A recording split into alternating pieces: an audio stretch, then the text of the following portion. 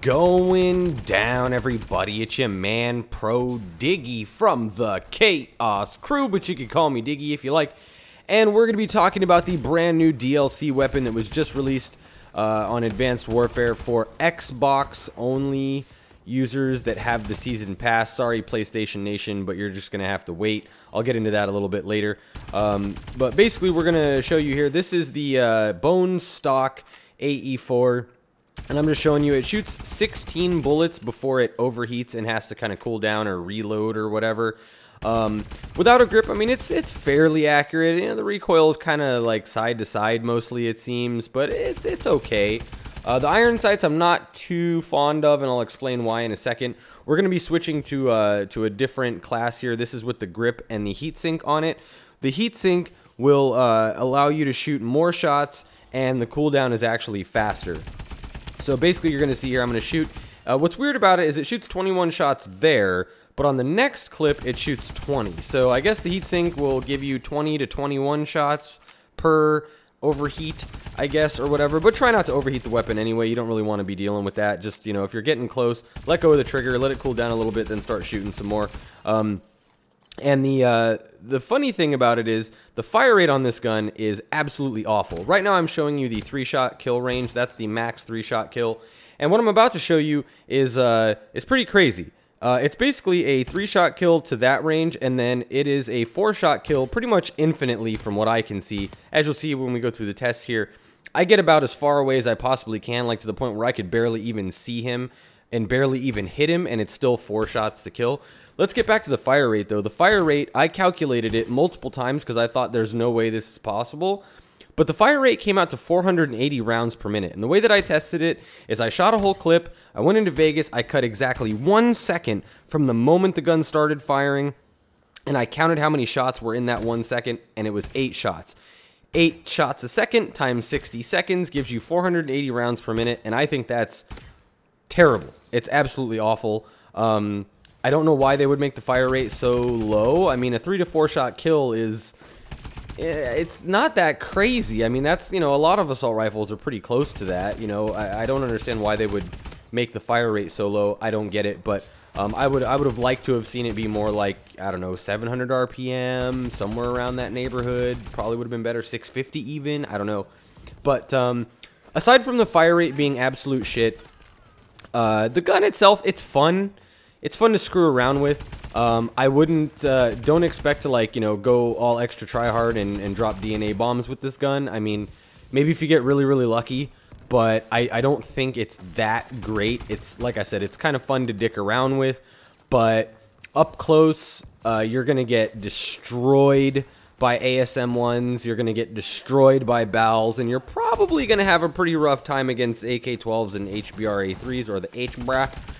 But, I mean, like I said, it's fun to dick around with, and, you know, if you play smart and you flank a lot and you're jumping around like a fairy like I do all the time with my scuff paddles and stuff and boosting here and boosting there, like I said, it's fun to screw around with, and, you know, you can do okay with it, but,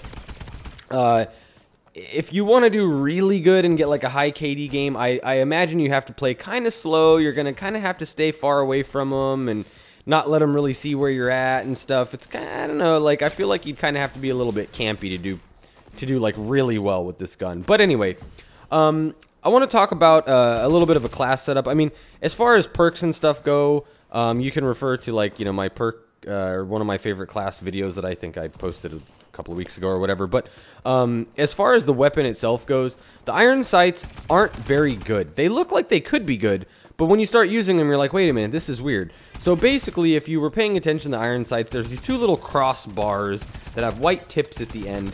And basically what you'd have to do to figure out where the bullet is actually shooting, you have to connect like an imaginary line between those 2 white tips, no homo, and then you have to also take the foresight and extend it, and basically where those 2 imaginary lines will meet is where the bullet is going. And it kind of throws me off. It's a little bit weird because you think, okay, I'm going to aim, you know, here, and I'm going to shoot here, but really you have to kind of aim low to shoot where you're wanting to shoot, if that makes sense. It's really kind of strange, so I would highly recommend using, like, my favorite sight is the hybrid sight, just as a red dot, because you get the extra 36% like kind of quick draw bonus when sprinting using this for some reason, whether it's a glitch or if it's supposed to be like that, I don't know. But basically, you know, using the hybrid sight, it's like a red dot if you use the non-zoomed in portion.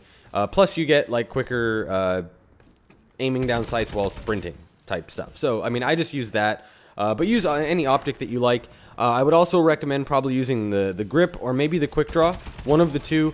And then I would definitely recommend using the heatsink when you get it unlocked, just because you get the extra time to shoot. You know, you get the extra bullets before it overheats, and it cools down faster and things like that if you do spam the trigger a little bit too long. So I would definitely recommend that. Like I said, I would recommend optics. I mean, if you guys can handle the iron sights, go for it. But I don't know, I don't really like them. So that's my opinion on it. And like I said, maybe, you know, dick around, have fun with it, but don't expect to do like crazy good with it. I don't think it's that type of a gun. I think it's more of a kind of a novelty than anything else. But yeah, try it out. Maybe, you know, maybe I'm missing something and you guys will just be like absolute beasts with it. I just don't think it's quite that type of weapon.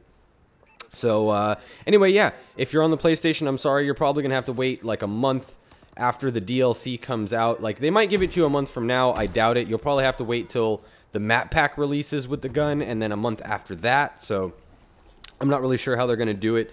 Unfortunately, you PlayStation Nation fans get fucked a lot when it comes to Call of Duty and DLC. But that's pretty much it. Give it a shot. Let me know if you like it. This has been your man, Pro Diggy, from the motherfucking Chaos Crew. But you can call me Diggy if you like. Don't forget, as always, to like, comment, subscribe, and I'll see you in my sights.